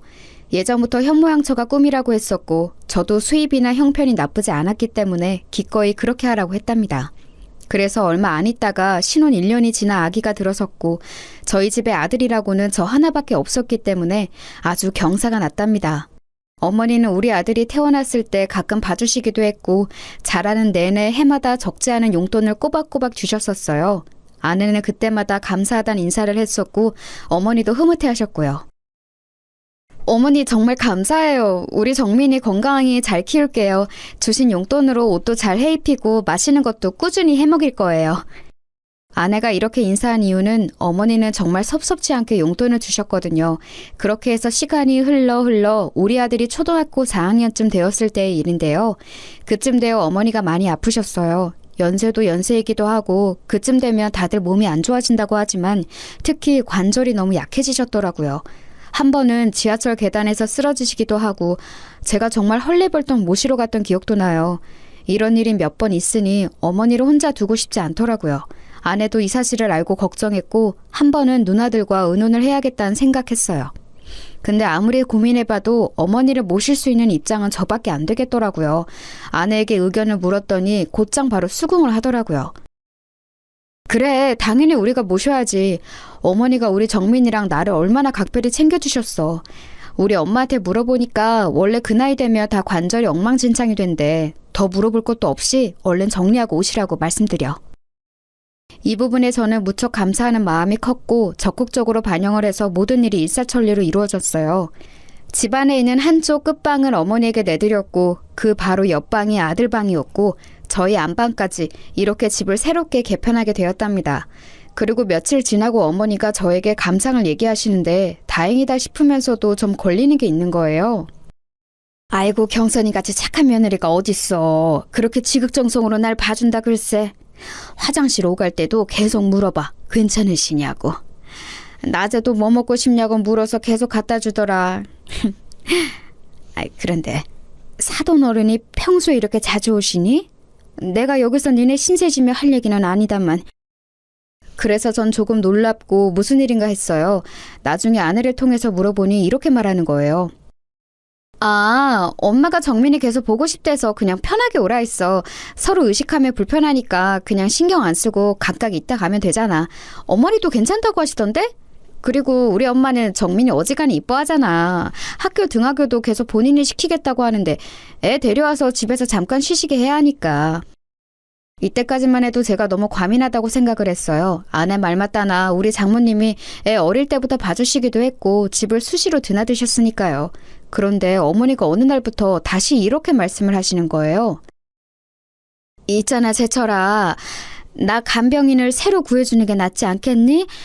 아무래도 경선이한테 계속 부탁하기도 좀 그렇고 사돈도 계신데 여러모로 마음이 편치가 않구나. 때마다 자꾸 이런저런 얘기하기 힘들어서 말이야. 어머니 말씀을 들어보니 뭔가 제가 모르는 상황이 있을 것 같아서 신경이 쓰였어요. 아내에게 이 말을 했더니 손사래를 치며 그러지 말라는 거예요. 아우 어머 무슨 간병인을 써. 너무 생돈 나가게 하는 거 아니야? 내가 충분히 잘 모실 수 있어. 걱정하지 말고 나한테 맡기라니까. 그럴 돈을 차라리 나한테 반만 줘. 나도 어머니 모시고 어떻게 해야 할지 애매했었어. 병원도 그렇고 좀 더 시간 내볼 테니까 돈 엄한데 쓰지 말고 나한테 반 주고 나도 지금 하는 알바 정리하고 어머니한테 집중할게. 솔직히 어머니 말도 맞단 생각이 들어 이렇게까지 하고 싶지는 않았지만 아내가 한사코 강하게 얘기하길래 그러기로 했어요. 오전에 지인 아는 식당 알바 도와주고 왔다 갔다 하니 가끔 덩그러니 어머니랑 장모님만 계실 때도 있었나 보더라고요. 이렇게 말하니 어머니도 그냥 알겠다 하시기에 이후로는 상황이 잘 지나간 듯 했었어요. 왜냐하면 아내는 어머니 모시고 마트도 가고 병원도 다녀오고 어디 다녀왔다고 저에게 종종 연락도 잘해주더라고요. 어머니도 이때 만족해 하셨고요. 아휴, 어째 나 혼자 있을 때보다 경선이랑 있으면 더 잘 다니는 것 같아. 애가 챙겨주니 고맙기도 하고 차라리 그 알바비인지 뭔지 경선이한테 얼마 주고 부탁하는 게 훨씬 낫구나. 처음에는 좀 어색했는데 말이야. 그래서 마음을 놓고 있었지만 어느 순간부터 어머니 표정이 점점 어두워지시고 말수도 줄어드시더라고요. 제가 약간 걱정을 하고 있으려니 아내가 그 부분에 대해 설명을 해주었어요. 근데 이 말이 전 슬쩍 기분이 나빴지 뭐예요? 어머니 요즘 기력이 없으신 것 같아. 나랑 있을 때도 저러셔. 엄마 말로는 아마 이제 몸도 망가질 대로 다 망가지고 회복이 까마득하니 마음도 처지는 걸 거라고 하더라고. 어머니 몸이 그렇게까지 안 좋으신 건 아닌데 다리랑 허리를 제대로 못 쓰시는 거지 많이 엉망이 된 건 아니야. 에이, 뭘 또 그걸 따지고 있어. 그냥 그렇다는 얘기지. 아무튼 어머니 컨디션은 그러실만 하다는 거야. 너무 예민하게 듣지 마. 아내는 이렇게 말을 하고 넘어가길래 제가 볼 땐 저보다 더 어머니랑 오래 있으니 훨씬 더 정확할 거라고 생각을 했어요. 그래봤자 평생을 저와 함께했던 어머니인데 왜 그 기간 모셔준 아내의 의견을 더 의지했던 걸까요? 이후로 어머니는 좀 확연하게 달라지셨답니다. 어머니, 전에 나물 한번 무쳐본다고 하지 않았어요? 주말에 한번 해보실래요? 나물? 글쎄, 내가 그랬나? 한번 해볼까? 에이, 참 당신도 어머니 그런 거 하기 힘드셔. 하나부터 열까지 손이 얼마나 많이 가는데 내가 알아서 할 테니까 그냥 둬. 이렇게 아내가 공연히 옆에서 말을 자르고 어머니 표정이 어두워지시는 걸 보니 기분이 좀 안 좋았어요. 그리고 갑자기 어머니는 저한테 누나의 안부를 물으셨어요. 서울에 사는 작은 누나 말이에요. 제철아, 제희 많이 바쁘대냐? 거기 좀 가보고 싶구나. 안 그래도 저 역시 누나랑 얘기할 게 좀 있었던 거로 그날 저녁 통화를 했고 곧장 모셔갔답니다. 나야 엄마 잠깐 왔다 가는 건 상관없지. 근데 엄마가 기력이 없다고? 왜? 일단 내가 엄마 모시고 갈게. 어디 많이 아픈가? 이렇게 누나가 엄마를 모시고 갔는데 며칠 뒤 다시 데려다 주면서 이런 말을 하는 거예요. 제철아, 혹시 옆에 올케 있어? 없지? 있잖아. 나 좀 고민해 본 게 있는데, 있잖아. 엄마랑 올케랑 사이가 좀 어떤 것 같아? 전 전혀 예상하지 못한 말에 약간 가슴이 울렁거렸어요. 이 사람이랑? 왜? 어머니랑 잘 지내는 것 같은데 누나 왜 그런 얘기를 하는 거야? 누나는 이때 숨을 들이쉬더니 잘 들으라면서 작게 말하더라고요. 생각해봐. 너 좀 듣기 거북하겠지만 나는 좀 이해가 안 가서. 보통 시어머니 병원 간다거나 간병인 붙여드린다고 하면 대부분의 며느리들은 그냥 둬. 자기 일거리가 줄어드니까. 근데 굳이 그 금액 반달라고 하면서 자기가 모신다고 했다며. 근데 그날도 내가 엄마 태우러 갔을 때 보니까 올케 표정이 썩 안 좋더라고. 엄마한테도 약간 틱틱대듯이 말하고 말이야. 내가 있는데도 저러는 걸 보니까 없을 땐 어떨까 잠깐 생각이 들었어. 그리고 엄마 우리 집에 있던 그 3박 4일간 얼마나 잘 드셨는데 별거 없는 것도 되게 잘 먹고. 여기서 할 말을 잃었지만 누나는 계속해서 말을 하더라고요. 있잖아, 내가 신우짓 하는 게 아니고 엄마랑 관련된 거니까 얘기를 할 수밖에 없는 거야. 이거 좀 과하게 느껴질지 모르지만 말이야. 혹시 몰라서 그러니까 그 홈 CCTV 한번 달아보는 거 어때? 그거 하기 어렵지 않거든. 저는 그렇게까지 해야 되나 싶어 말이 순간적으로 턱 막혔어요. 그런데 누나는 계속해서 강조를 하더라고요. 아니면 어쩔 수 없고 그 다음부터는 치우면 되지. 내 말은 길게도 말고 한 이틀 정도만 켜두고 봐봐. 집에 안 쓰는 공기계 있을 거 아니야. 진짜 내가 괜히 이러는 게 아니고 우리 남편도 내 얘기 들어보니까 평소 그렇게 활달한 엄마가 네 집에서 기력이 없다니까 좀 이상하대. 처남댁이랑 잘 안 맞으시는 거 아니냐며. 그리고 난 좀 신경 쓰이는 게 어쨌거나 돈 100만 원 받고 시어머니 봐드리기로 했으면 그 시간대에 자기 엄마 부르는 거 좀 아니지 않니? 엄마 얘기 들어보니 사돈이 그렇게 들락날락 하신다더만. 이것도 심지어 엄마가 먼저 한 얘기도 아니야. 내가 이것저것 물어봤더니 하는 얘기마다 다 사돈이 같이 계셨더라. 마트니 뭐니 엄마 모시고 어디 갈 때도 사돈이 운전하거나 뒷좌석에 계속 탔었다며? 엄마 얼마나 불편했겠냐? 저는 장모님이 이 무렵 때도 평소처럼 그렇게 자주 오시는지 몰랐어요. 어머니가 장애가 있으신 것도 아니니 일단은 집에 계실 수 있고 아내는 알바를 그만두는 김에 아이 등하교도 다 자기가 한다고 했거든요. 그럼 아이 때문에 장모님이 집에 이전처럼 오실 이유가 굳이 없는데 게다가 저희 어머니 아프신 것도 알고 계시면서 말이죠. 저도 약간은 불편한 감이 들었고 그래도 끝끝내 미루려고 했지만 눈 안에서 돌아오신 뒤 내내 밥도 깨작거리시고 표정이 안 좋으신 어머니를 관찰하게 되었어요. 한 집에서 이런 분위기를 감수한 채 주변을 계속해서 신경 써야 한다는 게 너무 골머리 아프더군요. 아니길 바라는 마음으로 저는 홈 CCTV를 알아본 뒤 주말에 한번 설치를 해보았어요. 그리고 그 다음날 출근을 한 뒤 아주 떨리는 마음으로 회사에서 홈캠을 열어보았는데요. 그걸 열어본 저는 입이 딱 벌어져 닫을 수가 없었어요. 아니, 출근해서 제가 여기 나와 있는 지 얼마나 되었다고 그런 풍경이 벌어지고 있는 건가요? 일단 보는 내내 제 마음이 진정되지 않고 머릿속이 하얘졌던 건 어머니가 너무 덤덤하게 계신다는 게 큰 포인트였던 것 같아요. 식탁과 거실 쪽을 비추는 화면 안에 어머니와 아내가 있었는데요. 요새 피곤해하시고 늦게 일어나신 어머니가 식사를 하시려는 것 같았어요. 그런 어머니께 밥그릇을 정말 아무렇지 않게 밀어내며 주는 모습에 순간 움찔했어요. 우리 아들이 아무리 지 엄마랑 싸우고 야단을 호되게 맞은 뒤에 밥 먹으러 나왔어도 저런 식으로 볼링공 굴리듯 줘본 적은 없는 아내입니다. 어머니는 그런 반응에 그냥 가만히 앉아서 고개도 움직이지 않고 계시더라고요. 누가 보면 잠들어 있는 줄 알 것 같아요. 계속해서 얼마 안 되는 그릇 몇 개만 쾅쾅 내던지듯이 두고 곧장 장모님이 한 화면에 잡히는 거예요. 장모님이 있는 상황에서 아내는 어머니에게 뭐라 소리 지르는 모습이 보였고 장모님은 그런 광경을 신경도 안 쓰는 듯 보였어요. 이 장면에서 저는 너무 놀라 잠깐 창을 닫았고 더 보고 있기가 힘들더군요. 오후에 켜서 다시 확인했던 내용에 비하면 이건 아무것도 아닌 셈이지만 적어도 제가 평소 생각했던 그림이 전혀 아니었어요. 아내랑 산 게 10년이 넘었고 이렇게 어머니랑 밀착해서 지내본 건 이 근래가 처음이었을 거예요. 늘 사근사근하게 말씀이 많으신 어머니가 우리 집 와서 너무 불편해하시는 게 아닌가, 왜 말수가 줄어드신 건지 조금 이상하긴 했어요. 그런데 대체 이게 뭐냐고요. 더 충격적이었던 건 꿀렁이는 가슴을 안고 제가 오전 11시쯤 다시 확인했을 때였어요. 그 안에 중간중간 확인했을 때에는 어딜 나간 건지 어머니는 방에 계시는 건지 잘 안 보였거든요.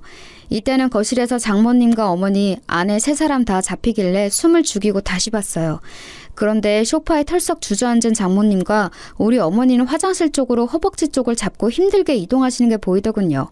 분명 제가 있을 땐 아내가 일일이 서서 거드는 걸 봤는데 아내는 우리 어머니 쪽을 향해 뭐라고 소리를 지르는 듯 했어요. 이때도 너무 당혹스러워서 얼마 안 보다 다시 껐고 생각할수록 누나가 염려한 최악의 상황이 맞으면 어떡하나 고민되더군요. 하지만 오후쯤 다시 보았을 때 여전히 저를 짜증나게 만들었던 건 아내가 우리 어머니를 적잖이 함부로 대하는 상황 안에 장모님이 계속 계셨다는 거예요. 자기 집인 양 퍼져 계시더군요. 우리 어머니는 작은 방에서 나오시는 것도 못 봤고 날도 더운데 선풍기 하나로 괜찮으실까 싶었어요. 헌데 이쯤에서 제가 제 눈을 의심하게 된 화면이 있었는데요. 화장실로 어머니가 또다시 움직이는 모습이 있었는데 아내가 그 뒤를 따라들어 어머니의 등을 그 얄팍한 손으로 내리치는 거예요. 이미 앞서 많은 불쾌감과 혼란이 왔기에 이날 점심도 먹지 못하고 시뻘건 눈으로 이것만 계속 보고 있었는데 여기선 너무 놀라 저도 모르게 헉 하는 소리가 튀어나왔어요. 어머니는 아내의 손찌검에 그냥 고개를 숙인 채로 화장실 문을 열고 그대로 들어가시는 게 보였고 장모님은 분명히 그 장면이 보이는 곳에 있는 듯한데도 미동 하나 없으시더군요. 전 여기서 화면을 내린 후 목에 뭐가 걸린 듯 입을 계속 열고 있었어요. 침을 넘기기도 힘들고 대체 뭘 본 건가 싶더군요. 꿈이어도 깨면 기분이 지독하게 나빠올 판에 이게 뭔 상황이냐고요. 이게 현실이라니. 내가 아는 아내가 화면상 너무 진지하게 우리 어머니를 함부로 대하고 있었어요. 세상 무슨 자기 친구도 아니고 원수라도 저렇게 밀어대며 취급하지는 않을 것 같아요. 식사 준비하는 것부터 너무너무 기분이 이상했고 이후로 이어지는 광경들까지 무엇 하나 정상인 게 없었는데요. 심지어 우리 어머니 등짝으로 아무렇지 않게 손을 대며 화장실로 밀어내는 모습은 대체 뭐란 말인가요?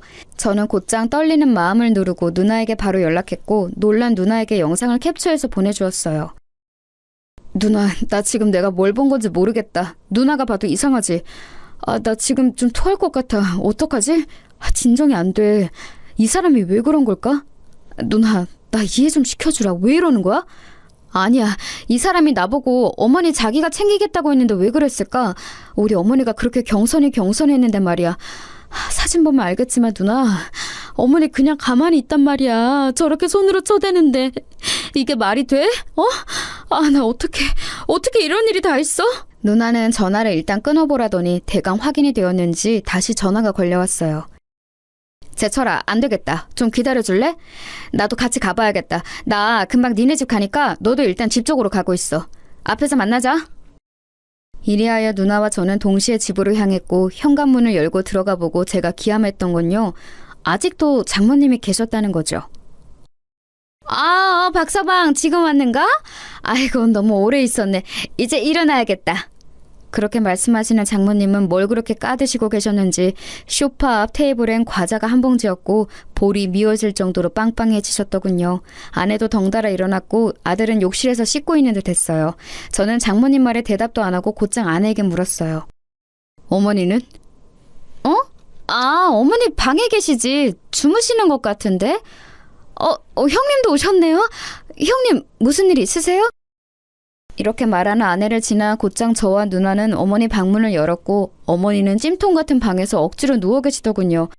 잠이 드신 듯 했다가 얼추 깨셔서는 저희 보고 왔냐고 하시는데 이때 너무 울컥함이 밀려왔어요. 허공으로 눈을 두고 어쩔 줄 모르는 저를 대신해서 누나가 어머니를 일으키더군요. 엄마 잠깐만 이쪽으로. 이렇게 그치. 잠깐만 올케 이리 좀 나와봐. 나 좀 보자. 누나와 저 어머니, 장모님, 아내까지 다 누구 하나 자리에 앉은 사람 없이 일어서서 마주하게 되었는데요. 곧장 누나는 아내를 향해 핸드폰 화면을 내밀었고 바로 거침없이 폭격을 시작했어요. 내가 얼마 전에 엄마 모셔갔을 때부터 이상하다 했어. 올케 미쳤어? 우리 엄마가 뭐 치매라도 온 사람이야? 기억이 없고 말을 못하는 사람도 아닌데 우리 엄마 순하디 순한 성질을 갖고 이용하는 거야 지금? 여지껏 나나 언니들이나 제철이한테 우리 엄마가 말 안 하고 있으니까 더 사람 함부로 본 거 아니냐고. 올케 나 이거 신고해서 끝까지 갈 생각인데 어쩔래? 제철이랑 얘기해서 어찌해볼 생각하지 말고 빨리 결정해. 아내는 이 말에 허둥지둥 놀라면서도 미간에 주름이 잡혔고 장모님은 거기서 나서시더라고요. 아이고 사돈처녀 이게 다 무슨 일이에요? 우리 경선이한테 왜 그래요? 아니 듣다 보니 사돈이 뭐가 어쨌다는 것 같은데 하루 종일 시어머니 돌본 우리 경선이한테 뭐요? 신고요? 그리고 여기 친정엄마인 나도 있는데 지금 뭐하는 짓이래요? 어른이 어른같이 안 보여요? 이때 제가 불쑥 나서 누나 앞을 막고 장모님에게 따지게 되었어요. 생각해보면 더 크게 따졌어야 하는데 참 아쉽네요. 장모님 지금 이런 걸 따지고 싶지가 않은데요. 저희 누나도 친정엄마인 우리 어머니 때문에 할 말을 하는 거예요. 지금 저희 누나가 보여드린 거 이거 안 보이시나요? 와, 저 보고 너무 놀랐습니다. 어떻게 저희 어머니한테 와이프가 저러고 있는 걸 그냥 보고만 계셨나요? 게다가 지금 집 거실은 냉방 때문에 추울 지경인데 저희 어머니 방문은 꼭 닫아두셨네요. 냉방 때문에요? 그리고 제가 네, 이건 저도 문제가 되겠지만요. 홈카메라 설치해두고 가서 오늘 뭘 하신지들 다 봤어요. 하도 어머니가 이전 같지 않고 이상하다고 해서 저도 신뢰를 무릅쓰고 이런 것을 해봤는데요. 뭐 하는 짓들이십니까 진짜? 그러자 꿀먹은 벙어리처럼 뒤에 숨어있던 아내가 겨우겨우 입을 열면서 뭘 봤는지 모르겠다고 일단은 잡아떼더군요. 여기서 저는 하루 내내 감정에 물타기를 하고 혼란스러웠던 것들이 다 사라져버리면서 그냥 모든 게 영으로 돌아간 듯 했어요. 눈으로 본 화면들을 보고 너무 제 기준엔 기괴한 현실이라 믿을 수가 없었는데 아내가 이렇게 잡아떼는 꼬라지를 보니 더더욱 확신이 들었으니까요. 이 여자랑 나는 그동안 뭘 해왔던 것일까 환멸감이 마구 올라왔어요. 당신 눈으로 봐. 왜? 영상으로 볼래? 처음부터 끝까지 한번 볼 거야? 누나가 지금 경찰에 신고한다는 거 내가 말린 거야. 야, 당신 진짜 웃기지도 않는다. 어머니 왜 이런 얘기를 저한테 안 하시고. 죽겠다 진짜. 어머니는 땀으로 범벅이 된 몸이 냉기 아래 빠르게 식으셨는지 그리고 긴장이 풀리신 건지 그대로 식탁 의자에 미끄러지듯 앉으시더군요. 그 식탁을 눈으로 다시 보니 저는 정말 못 참을 지경이 되었어요.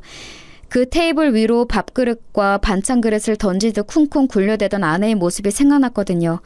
아내는 계속해서 부인을 했어요. 제가 더더욱 본인을 용서할 수 없도록 말이죠. 당신, 아니 잠깐 나 이거 뭔 상황인지 나도 모르겠어. 어떻게 이런 걸 말도 없이 놔두고 가? 언제 이런 건 샀어? 당신 진짜 무서운 사람이다.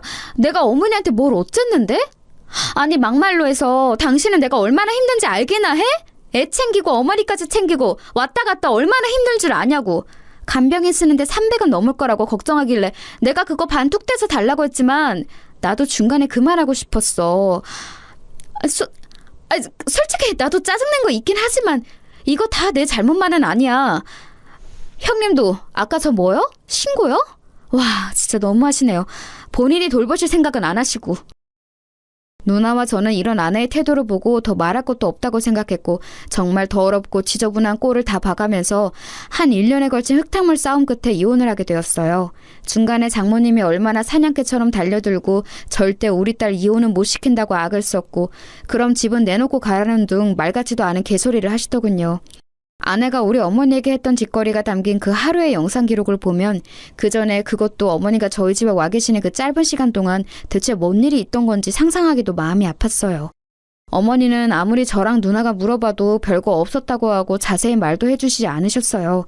아마 본인만 참으면 된다고 생각하시는 듯 했지만 우리 둘을 비롯하여 지방에 있던 누나도 올라왔고 미국에 있는 누나까지 귀국해서 다시 되짚어야 할 정도로 우리 가족의 상처는 컸어요. 가장 가슴이 찢어지고 죽을 맛이었던 건 저였지 않을까 싶어요. 어머니를 제외하고 봤을 때요. 그간 알아왔던 천진난만하고 순한 아내의 모습과 달리 초반에 그렇게 지극정성을 다하는 듯 하더니만 성인이 되어 손 한 번 제대로 잡아본 적 없는 우리 어머니의 등짝을 너무 아무렇지 않게 밀치듯 했던 그 모습. 저는 눈을 감아도 그 장면이 계속 눈앞에서 되풀이되어 내내 고통을 받고 있거든요. 뭔가 약이라도 있어서 먹고 잊을 수 있는 게 있다면 저는 그 장면을 제일 지워내고 싶어요. 게다가 저와 아내 사이에는 몹쓸 놈의 정이란 게 있었고 심지어 가장 저를 괴롭게 하는 관문이었던 자식, 바로 아들 정민이가 있었어요. 머릿속으로 당연히 이혼은 정해져 있었지만 생떼 같은 가족과 별 거지 같은 꼴을 다 치르고 찢어져야 한다니 너무 괴로웠어요. 어머니는 이 부분에 대해 너무 힘들어하셨어요. 별일 아니었다고 했잖아. 좀 이따가 다른 친척네로 가려고 했는데 왜 이렇게 일을 크게 만들었어? 이게 다 내 잘못이다. 아픈 게 죄야. 몸이 성치 못해서 자식한테 패만 끼치고. 사실 어머니가 이런 말씀을 하실 정도로 연세가 많지도 그렇게 몸이 다 멍망이 된 것도 아닌데 억지로 참느라 자식한테 말을 못하시고 나중엔 이게 알려져 자식이 이혼을 하는 것에 더 상처를 받으시다니 너무너무 가혹하게 느껴지는 거예요. 와중에 아내는 이혼하게 되었음에도 이런 독한 말을 내뱉었어요. 당신이 이렇게 한 거 안 잊을 거야. 정민이? 정민이 못 줘. 내가 키울 거야. 정민이 절대 안 돼. 그리고 뭐 고소를 해? 당신이 뭘? 내가 뭘 잘못했는데? 나는 아픈 시어머니 잘 봉양한 죄밖에 없어. 우리 정민이는 안 줄 거야. 정민이 누가 다 키웠는데? 우리 엄마가 나 아플 때 끼고 키운 애야. 아무튼 안 돼. 나는 뭐 고소 못할 줄 알아? 당신 몰래 촬영한 거 범죄야. 나도 알아볼 거야. 아내는 이렇게 악을 쓰고 소리소리 지르면서 자기의 다른 면모를 확인시켜 주었어요. 사실상 저런 일을 저지른 여자가 애를 데려가서 키운다는 것을 참을 수 없었지만 아이에게 물어봤을 때 얘는 이렇다 싶게 결정을 하지 못하더군요. 사실 정말 너무너무 가혹한 일이긴 했습니다. 도대체 왜 제 잘못이 무엇이길래 명백히 아내가 저지른 일로 어머니도 다치시고 제 결혼 생활도 파괴되고 아직 엄마 정을 못된 아이까지 빼앗기게 된 것이었을까요? 심지어 장모님은 동네에 온갖 욕을 퍼뜨리며 제가 바람을 피워서 이혼했다는 괴소문까지 퍼뜨리기 시작했어요. 찢어지게 가난한 본인네 집 형편에서 그나마 여유 있는 집에 시집간 막내딸내 기대어 매번 저렇게 왔다 갔다 본인은 호강에 겨우셨겠죠. 근데 이혼당해서 그 집을 나가야 하고 쫓겨나는 신세가 되었으니 아주 심술이 대단히 나셨나 봐요. 어차피 저는 집을 정리하고 그 동네로 옮길 예정이고 어머니 상태가 생각보다 많이 악화되셔서 더 신경 쓸 길이 없었어요. 이 무렵에 저는 정말 누가 뒤에서 제 등을 좀 잡아줬으면 좋겠다 싶을 정도로 아주 위태위태한 상태였어요. 어머니 영상을 본 것도 머릿속에 너무 뚜렷하고 살다 이렇게 기가 막힌 뒤통수를 맞아보는 것도 처음이었고요. 제가 이룬 가족도 붕괴되었고 매일 밤 퇴근해서 들어가며 보던 풍경과 아이 역시 다 잃게 되었으니까요. 게다가 스트레스가 꽤 심하셨는지 어머니는 얼마간 추가적인 치료를 더 많이 받게 되셨어요. 그동안 저도 회사에 휴가를 내고 한동안 정신과 치료를 받았어요. 뭐 할 수 있는 게 아무것도 없더라고요. 아내는 양육비며 이것저것 요구하는 게 많았지만 넋이나가 대꾸를 못하는 절 대신에 작은 누나가 많은 것들을 해결해주고 대신 맞서 싸워주었어요. 그래서 더 역한 꼴까지 가진 않았지만 하여간 저는 이후로 크게 일을 갈게 되었어요. 인간을 이렇게까지 미워해본 일은 아마 처음이 아닐까. 그것도 아이러니하게 사랑해서 결혼을 했고 아이까지 함께 낳아 키웠던 여자라니. 차라리 바람을 피웠다면 이보다는 나았을 텐데 싶어 몇 번이나 자닥해서 경기를 일으키곤 했어요. 어머니의 상황은 갈수록 좋아지지 않았고 누나들의 근심도 커져만 갔어요. 누나들은 가급적 제가 빨리 일상에 돌아가길 바랬고 보다 못한 작은 누나가 이런 조언을 하더군요. 제철아, 일단은 잘 살아야 돼. 네가 지금 할 일은 그거야. 엄마도 지금 별수가 없어. 올케 정말 이상한 인간이잖아. 그 일 다 잊으라는 거 아니야. 어떻게 잊냐, 사람인데. 잊어서도 안 되고 말이야. 일단은 너 살 길을 찾아서 살고 살아서 숨이라도 쉰 다음에 그 뒷일을 생각해보자. 이렇게는 죽도 밥도 안 돼. 왜 우리가 힘들어야 해? 엄마도 곧 좋아질 거야. 좀 견뎌보자. 누나의 말을 듣고서 저는 희망이 없는 상황이었지만 어떻게든 힘을 내보게 되더군요. 맞아요. 되던 안 되던 일단 살아서 숨구멍이 트여 있어야 뭐든 할 수 있는 거잖아요. 저는 얼마 안 가서 다시 회사로 복귀했고 이혼 사실을 주변에 조금씩 알렸고 사유에 대해서 굳이 언급은 하지 않았어요. 괴로웠던 건 아이를 아내가 데려가서 키우는 것 때문에 제 쪽에 결함이 있는 걸로 생각하시더라고요. 저는 이런 시선 때문에 더더욱 제 아이를 갈망하게 되었고 가끔씩 아이와 마주하게 될 때마다 속으로 더 크게 다짐을 하게 되었어요. 어머니와 아들 사이에 이처럼 쓰린 상처를 남겨 아리게 만든 건 절대 그냥 넘어가진 않겠다고 말이에요. 이혼은 어디까지나 필요한 과정이었을 뿐 저는 아내에게 제대로 제 화를 토해내지 못했어요. 그때는 너무 억울했는데 지나고 보니 그렇게 바보같이 제대로 화를 부리지 못했기에 다행이라고 생각해요. 그렇기에 어줍지 않은 돈 따위로 퉁치고 해결 보지 않고 마음에 서슬퍼린 칼날을 품고 이를 갈다가 훗날 이렇게 완벽한 복수를 이루었기 때문입니다. 저는 정말 아주 근성 있게 계속해서 아내에게 완연하게 되갚아줄 날만을 기다려왔어요. 아이를 만나는 걸 방해할 때나 순순히 만나게 해줄 때나 그렇게 아이와 저와 아내 모두 적당히 나이를 먹어가는 동안에 말이에요. 본래 결혼할 때도 그랬지만 이혼할 무렵에는 정말이지 아내는 얼마 가진 것도 없이 정민이를 데리고 쫓겨나다 친정으로 갔었어요. 장모님이랑 같이 나란히 큰오빠네 집에 들어앉았다고는 들었어요. 그래서 어쩔 수 없이 우리 정민이도 지방으로 전학을 가야 했고요. 장모님은 더 물주가 되어줄 줄 알았던 사돈댁이 얄미워 사위가 바람을 피웠다고 소문을 냈고 그걸 결국 손주인 우리 아들이 돌려받았어요. 수군대는 사람들 때문에 어차피 이 지역에서 못 살게 되었고요. 전 중간에 몇 번이나 아들에게 사정을 물었어요. 지낼만해? 중학교는 어때? 엄마랑은 잘 지내고 있어? 친할머니가 너 많이 보고 싶어해. 이렇게 말하면 아들은 초반에는 이렇게 말을 했었어요. 엄마가 아빠네 가족 얘기하는 걸 싫어해. 다음 주부터는 너무 자주 안 만났으면 좋겠대. 나는 아빠랑 만나는 거 편한데 엄마랑 같이 있기 힘들어. 엄마 맨날 화만 내. 아들 얘기를 쭉 들어보니 역시 생활고가 만만치 않은 듯 했어요. 그러면서 뭐라고 애한테 화풀이를 해대는 건지 이상한 기대까지 하고 앉았더군요. 나 엄마가 좋은데 외삼촌이랑 외숙모는 싫어. 나랑 엄마가 여기 와서 사는 게 싫으신 것 같아. 사촌 형도 눈치 주고. 외할머니는 나한테 여전히 잘해주지. 근데 엄마랑 맨날 싸우셔. 전에 삼촌이 엄마한테 생활비 얼마 내라고 해서 불같이 싸웠거든. 삼촌이 엄마한테 욕하고 장난 아니었어.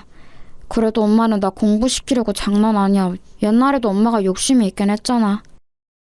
이렇게 아들 말 그대로 아내는 꽤나 아들한테 욕심이 있던 사람이에요. 어릴 때부터 이것저것 빠져서 애한테 영어 유치원이며 뭐며 자기가 못해본 꿈을 이루겠다고 어지간히 공부도 시켜댔었어요. 이상하게 허영이 있어서 돈 있는 여자들이랑 어울려 다니면서 허세를 부렸었고요. 아들 말에 의하면 지방까지 내려갔음에도 고등학교는 좋은 데로 진학시키려고 용을 쓴다더라고요. 엄마는 나를 되게 착각하고 있는 것 같은데 나는 좀 부담이 돼. 나중에 교육비랑 등록금 감당은 어떻게 하라고 하는지. 이때 저는 어딘가에서 힌트를 얻었고 아들에게 조심스레 물었어요. 너는 공부도 하고 싶어? 형편이 안 되니까 엄두가 안 나는 거야? 아니면 진짜 하기 싫은 거야? 그러자 아들이 눈치를 쓱 보더니 공부를 하고 싶다더군요. 어릴 땐 몰랐는데 나도 대학 목표가 조금 생겨서 하고 싶어. 근데 엄마랑 있는 동안은 학원도 마땅한 데가 없으니까.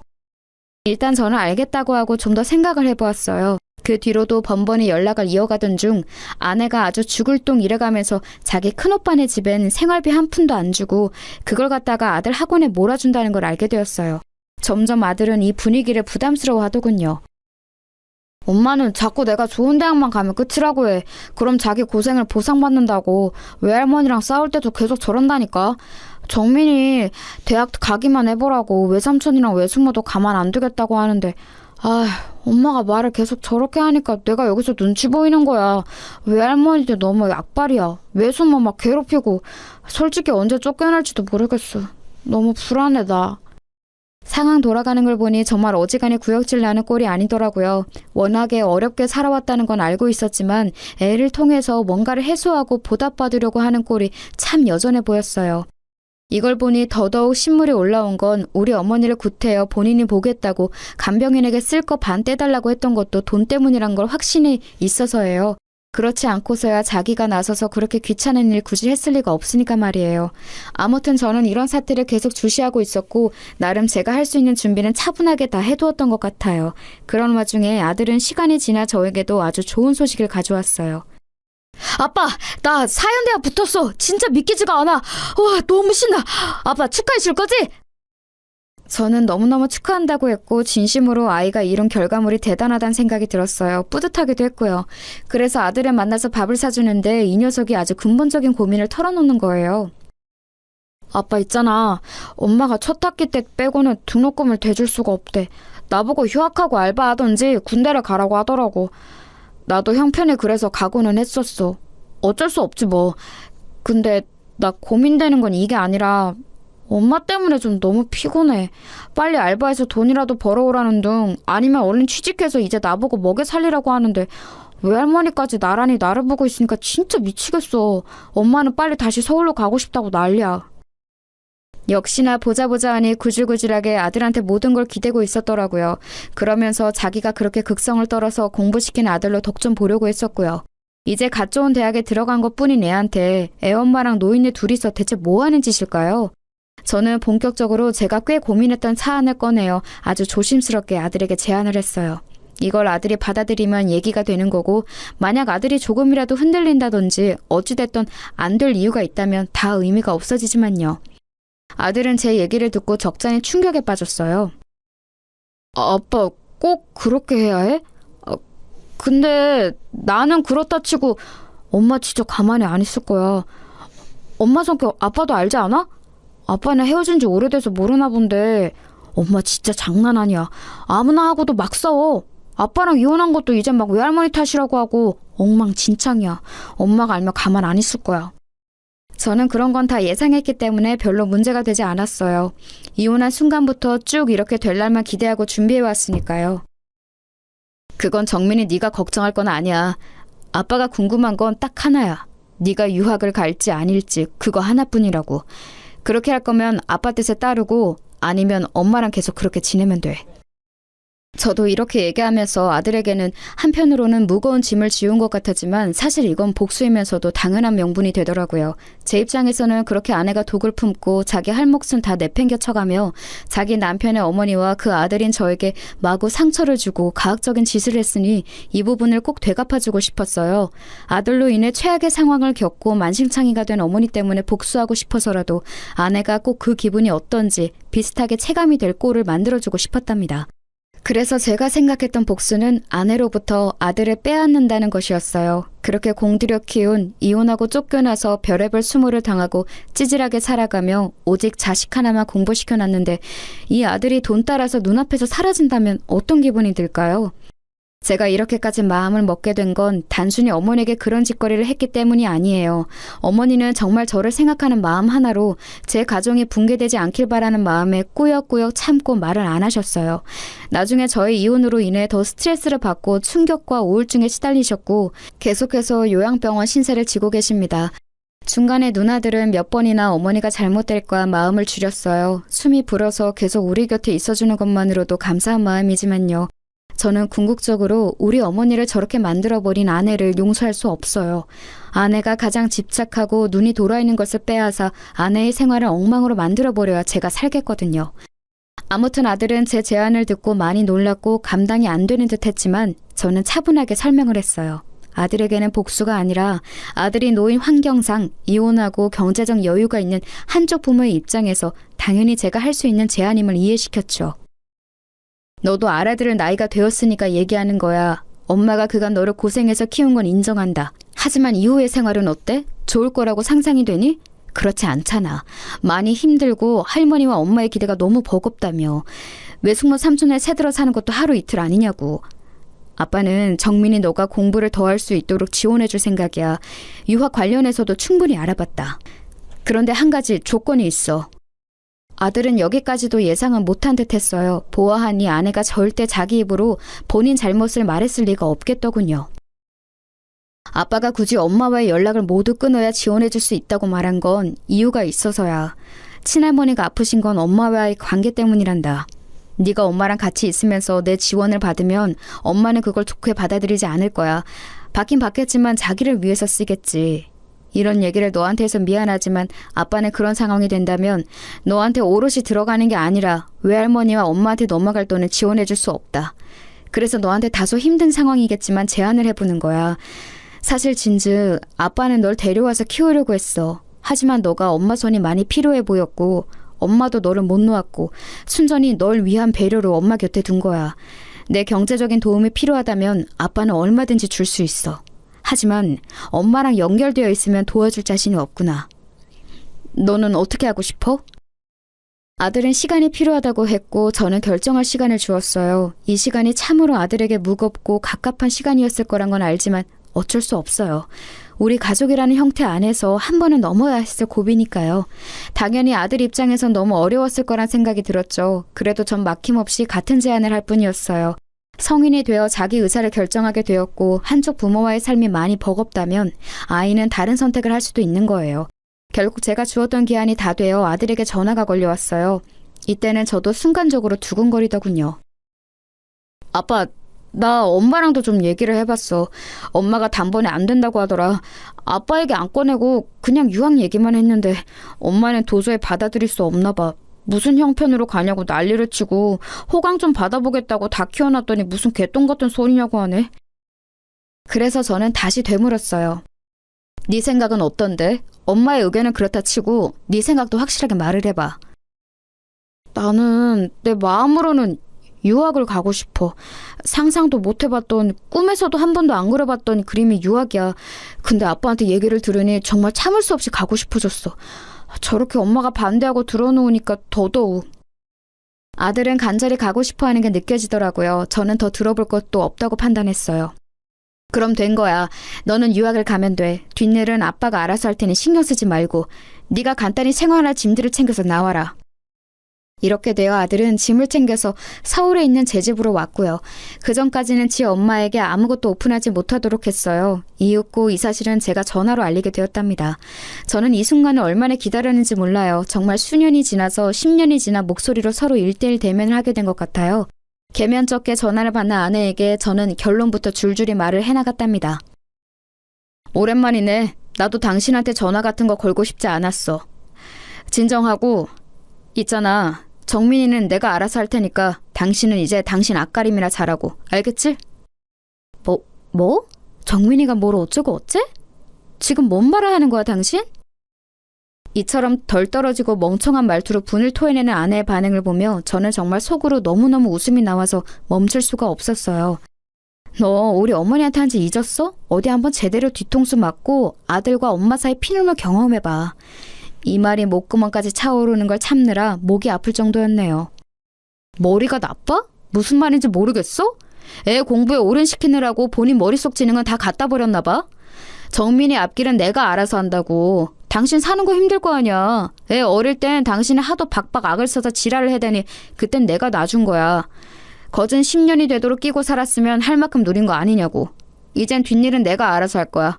애 유학도 하고 그 구질구질한 데서 안 살게 끌어내왔어. 그니까 여기는 신경 끄라고. 알아듣지? 저는 이때 환희를, 이 기쁨을 정말 이기기 힘들었어요. 어머니 일을 당했을 때 저는 너무 충격이 크고 주저하며 바보같이 어쩔 줄 모르고 소극적으로 대처했었어요. 몇 번이나 나쁜 생각을 했었고 어머니는 그런 상황에 두고 아내를 철썩 믿었던 저를 탓했었고요. 저는 정말 그날의 장면을 한 번도 잊은 적이 없었고요. 계속해서 기다리고 또 기다렸어요. 철저히 준비해서 구질구질한 싸움 없이 아주 간편하게 아내에게 복수를 할 수 있는 날은 말이에요. 아내가 저렇게 발작을 일으키는 건 그간 저의 고통에 대한 아주 재미있는 보상이랄까? 솔직한 마음으로 더 잘못되라는 마음도 컸지만요. 아무튼 아내는 길길이 날뛰고 그 뒤로도 한 일주일간은 전화가 왔었어요. 저는 마무리 확실히 짓기 위해 걸려오는 전화마다 다 받고 몇 번이나 확인 사살을 시켜줬어요. 왜? 애한테 다 쏟아붓고 그지 되었는데 애 뺏기니 못 참겠어? 당신 진짜 웃기다. 남의 엄마랑 아들 사이는 아주 반타작을 내놓고 본인 자식이랑은 잘 살 생각을 야무지게도 했네. 당신이 우리 어머니한테 한 짓을 내가 이혼 정도로 끝내주니까 세상 살기 쉬워 보이지? 이제 알아서 살 길 잘 살아. 정민이는 당신이랑 살고 싶지 않대. 돈에 환장해서 사람 함부로 대하는 벌을 아직도 못 고쳤더라. 어디 이제 아들한테 슬쩍 업혀갈 생각을 해? 주제를 알고 당장 꺼져. 그 꼬라지 들어주는 건 더 이상 정민이한테 한 남기지 말라고 오늘까지만 해주는 배려야. 앞으로는 국물도 없으니까 전화하지 마라. 그 구질구질한 목소리 또 들려오면 난 더한 짓도 해줄 수 있어. 기대하는 게 좋을 거야.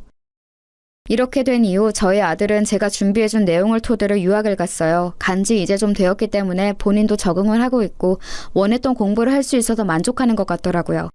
아들에게는 이런 사정을 구구절절 말하진 않았고 얘 역시 꽤나 자기 엄마한테 지쳐 있었던 모양입니다.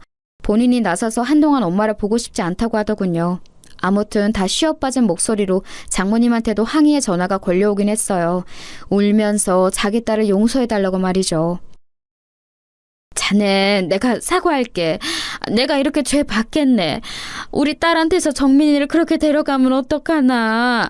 아니, 이혼하고 쫓아낼 때도 아무것도 안 주지 않았나. 그럼 다 한풀이 한 거 아니야? 자네 어머니 돌아가신 것도 아니고 정정하시다며. 정민이 말로 할머니 멀쩡히 계시다고 병원에 입원해 계신다더만. 그만하면 노인네가 잘 살고 있는 거지. 뭐 그렇게 아직까지 한이 맺혀서 우리 경선을 이렇게 괴롭혀. 자네도 그러면 죄 받아. 이게 완전 사람 피 말려서 복수하는 것도 아니고 뭔가 대체. 그만하고 돈 갖고 사람 골리지 말고 정민이 얼른 경선이한테 보내주게. 걔 하나 대학 보내겠다고 생뼈를 깎아가며 아주 밤낮없이 일해서 공부시켰어. 어? 경선이 아주 알아 누워서 일어나지를 못해. 제발 좀 봐주게. 응? 하지만 장모님 뜻대로 제가 해드릴 리가 있나요? 전화 잘못 거셨다고 하고 끊어버렸습니다. 그리하여 저는 저대로의 삶을 살고 있고 아들과 연락을 매일 주고받으면서 살고 있어요. 저도 시간 날 때 출장 시기를 맞춰 같이 들어가서 만나기도 하고 아들과의 추억을 새롭게 만들어가는 중입니다. 어머니도 느지막히 정민이가 우리 쪽으로 온 걸 아시고 조금은 마음을 놓으신 듯해요. 말짱한 아들이 이혼하고 손주까지 처가로 넘어간 것 때문에 어머니는 마음에 우라가 엄청나셨거든요. 기나긴 시간을 지나 요 2, 3년이 저에게 있어서는 비로소 살아있는 듯한 느낌이 듭니다. 그리고 더 열심히 살아야겠다는 생각도 드네요. 너무나 주관적인 얘기고 분에 차이는 얘기라 듣기 다소 불편하실 수도 있겠습니다만 들어주셔서 감사합니다. 건강하세요.